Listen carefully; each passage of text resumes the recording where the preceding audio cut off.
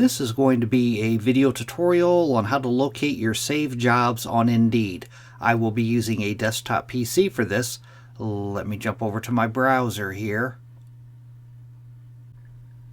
I have my browser opened up now and I am logged into Indeed. To view your saved jobs, you want to go up to the upper right hand corner, up to these little icons up here, and the one that looks like a ribbon. If you put your mouse cursor over it, it says My Jobs. Click on My Jobs. Then on the page that opens up, it says My Jobs, and below that it has some tabs. It says Saved, Applied, Interviews, and Archived. You want to make sure you're on that first tab, and then you can scroll down through here and you can see whatever jobs you have applied for. These are supposed to save on Indeed for 6 months. That's what Indeed says anyway.